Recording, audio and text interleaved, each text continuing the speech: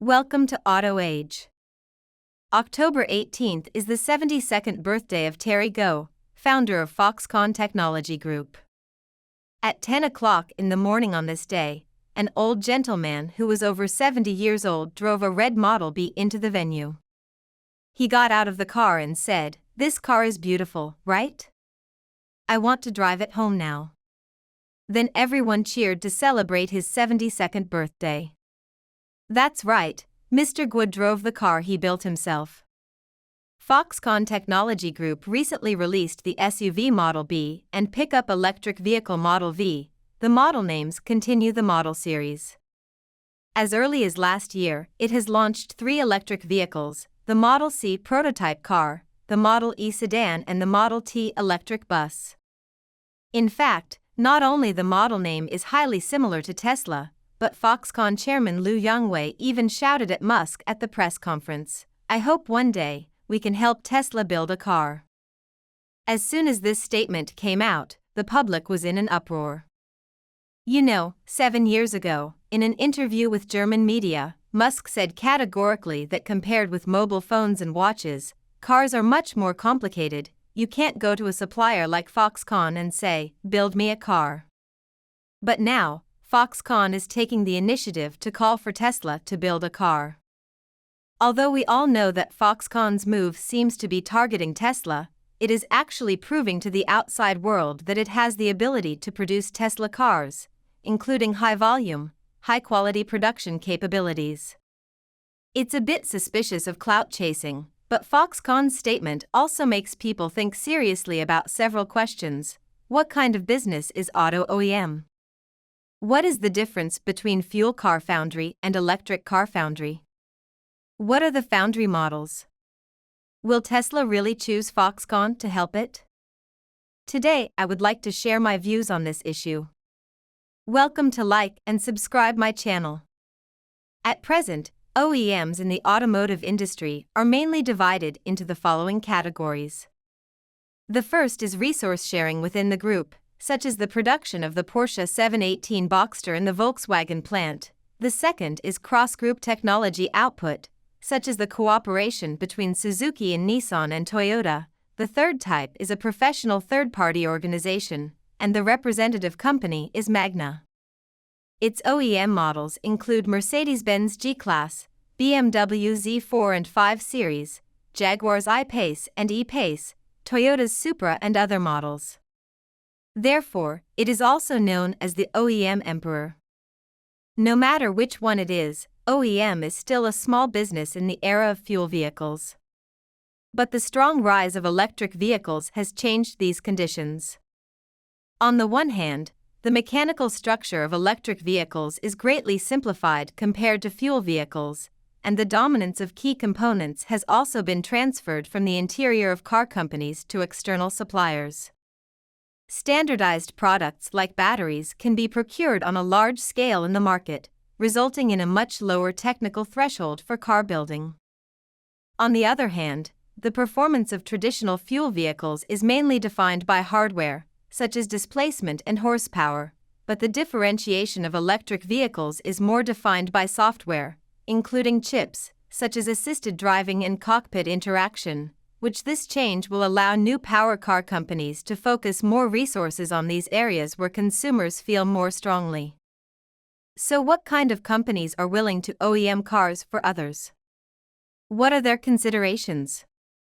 From the current point of view, automobile OEMs can be divided into 3 categories. The first category is the qualified cat's paw at the bottom. This kind of cooperation is for both parties to get what they need. For example, JAC in the Chinese market is an OEM for NIO. In the absence of production qualifications, NIO quickly realized the production and delivery of products. For JAC, under the background of unfavorable development of passenger car brands, OEM for NIO is a surefire business. The second category is the traditionalism with OEM genes, represented by Foxconn, BYD, and Magna. For example, as the originator of vehicle foundry, Magna established a joint venture with BAIC in 2018, and Magna moved vehicle foundry services from Austria to Zhenjiang, Jiangsu, China. The third category is the big factory faction with no OEM experience but a mature modular platform. Among them, the most representative car company is Geely. It mainly relies on the SEA platform to provide OEM services for other car companies. The first customer is Baidu, and the biggest advantage of this platform is that it has the world's largest bandwidth, supporting products ranging from the smallest A-class cars to E-class cars. Product types include sedans, SUVs, MPVs, station wagons, pickups, and even sports cars. From the above, it can be seen that there is a big difference between automotive foundry and consumer electronics foundry. The technical threshold of automotive foundry is higher, and integration is more difficult. However, if you can go deep into upstream product definition and technology research and development, the profit margin is much higher. This is because, on the one hand, the automotive industry structure is much more fragmented than that of consumer electronics products such as mobile phones. Even Volkswagen and Toyota have only about 10% of the global market share, rather than half of the high-end market like Apple. On the other hand, automotive production is much more complex than cell phones. It emphasizes more on the synergy between different links, and a slight move in one part may affect the situation as a whole. Therefore, capable foundries are very scarce, and scarcity means bargaining power.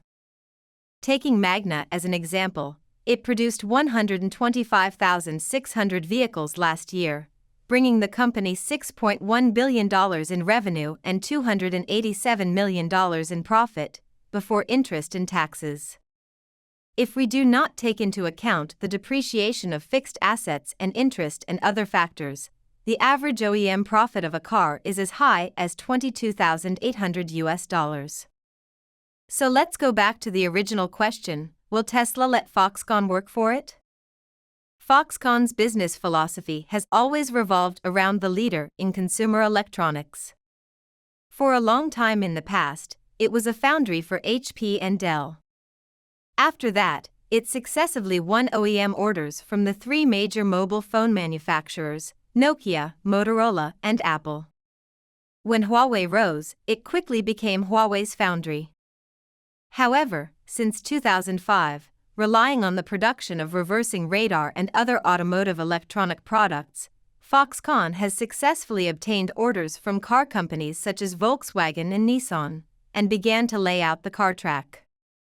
Since 2013, Foxconn has successively provided electronic products for Mercedes-Benz, BMW, and other car companies. By 2020, Foxconn has established joint ventures with Fiat Chrysler and Yulon Group respectively to design and manufacture new energy vehicles. In 2021, Foxconn and Geely established a joint venture to provide OEM and customized consulting services for global auto and travel companies. In February 2022, Foxconn established a joint venture with Indian natural resource group Vedanta and Malaysian technology company Dagang Exchange to build a chip factory, basically completing the layout of the upstream and downstream supply chains of automobiles. Whether Foxconn can make cars for Tesla is still inconclusive. Although its production capacity can indeed support the idea of building a car, the industry generally believes that there is basically no possibility of Tesla and Foxconn cooperation. Tesla has its own factories in major target markets and has corresponding control over the software of the car. And Foxconn's focus is still on foundry and selling its software systems. And these aspects are Tesla's core competitiveness, especially the software part. Tesla will not easily use third-party systems. For a long time, Foxconn has long been labeled as an Apple foundry by the outside world. In the future, can Foxconn be labeled as a Tesla foundry again? Maybe we'll see the answer soon. That's all for today's sharing. See you tomorrow.